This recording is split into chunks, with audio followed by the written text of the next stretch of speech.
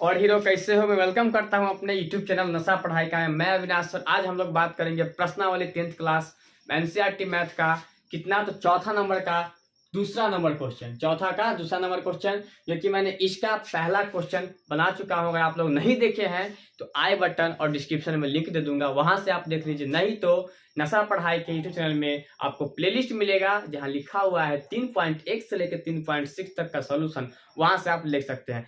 चलिए बिना कोई देरी किए हुए गवाते हुए हम चलते हैं अपने पॉइंट की पे और अपने क्वेश्चन पे। हमारा क्वेश्चन क्या कह रहा है, 4 नंबर के निम्नलिखित समीकरणों के युग्मों में से कौन से युग्म संगत है, असंगत है। यदि संगत है तो ग्राफीय विधि से हल ज्ञात कीजिए। अब आप नया नाम तो नहीं सुन रहे, संगत असंगत, इससे पहले मैंने पढ़ाया है।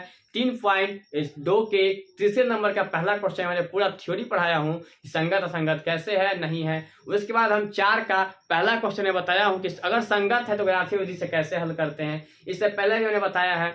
चलिए पहले हम इसे जांच करते हैं। अगर संगत होगा, पहले हमें तो डिफाइन करना है क्वेश्चन को, ये संगत है या असंगत है। अगर संगत होगा तो हमें क्या करना होगा, ग्राफीय विधि से हल निकालना होगा। बट अगर संगत नहीं होगा, असंगत होगा, तो फिर इसे वही छोड़ देना है क्वेश्चन के अनुसार, अकॉर्डिंग टू क्वेश्चन। चलिए पहले हम इसे जांच करते हैं। तो क्वेश्चन हमारे पास दिया गया है दूसरा में x minus Y is equal to 8 का हमारा दूसरा समीकरण है 3x minus 3y is equal to 16।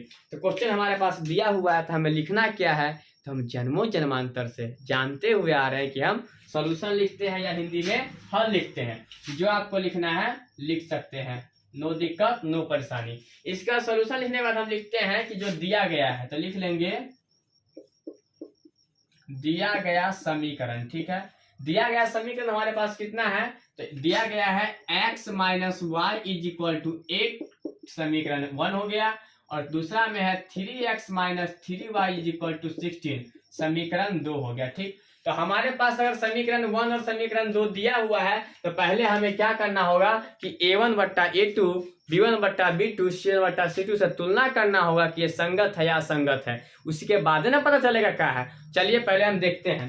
इसमें हम क्या करते हैं, लिखेंगे पहले a1 बराबर a2 बराबर, b1 बराबर कॉमा देते जाइएगा, b2 बराबर, c1 बराबर c2 बराबर। ठीक, a1 बराबर हमारा क्या होता है, तो समीकरण 1 की x का गुणांक जो होगा वही होगा। x का गुणांक कुछ नहीं है, मतलब 1 है, अचर पर ध्यान देंगे 1। b1 हमारे पास क्या होता है, तो b1 भी वही होता है कि y के गुणांक, y का गुणांक कितना है हमारे पास, -1, तो लिख देंगे यहाँ पे -1। ठीक, अब c अचर पद क्या है 8, तो लिख देंगे c1 8। अब हम a2 और b2 और c2 को लिखने के लिए हम समीकरण 2 को ढूंढेंगे।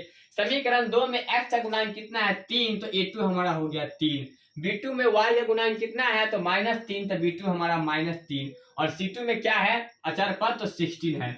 इसके बाद जब अगर हम इतना कर लेते हैं तो फिर हमें इसके बराबर में लिखना होता है a1 बट्टा a2 कितना है और b1 बट्टा b2 कितना है। चलिए हम लिख लेते हैं बिना कोई देरी किए हुए। तो यहाँ लिखेंगे क्या, तो a1 बट्टा a2, a1 हमारे पास कितना है, तो 1/3। ठीक, इट्स आफ्टर b1 बट्टा b2, b1 कितना है हमारे पास -1/-3। अगर माइनस से माइनस काट देंगे तो हमारे पास निकल जाएगा 1/3, कॉमा c1 बट्टा c2, तो दिया गया हमारे पास 8/16, काट देंगे तो निकलेगा 1 और नीचे 2, तो मतलब 1/2। तो हमें यहाँ देखने को क्या मिल रहा है, देखिए यहाँ हमें देखने को मिल रहा है कि 1/3 इज इक्वल टू 1/3 और नहीं इज इक्वल टू है 1/2 का। तो हमें ये किस रूप का लग रहा है, देखिए किस रूप का लग रहा है, क्योंकि a1/a2 बराबर a1/a2 है। ठीक है, a1/a2 बराबर b1/b2 नहीं बराबर है c1/c2 के रूप का है। तो आपको पता होगा कि इस रूप का होता है तो क्या होता है, इस रूप का होता है तो हमारा समीकरण का जो रेखा होता है वो समांतर होता है और संगत असंगत में असंगत होता है। तो इसको लिख लेंगे हम, इसीलिए यह रैखिक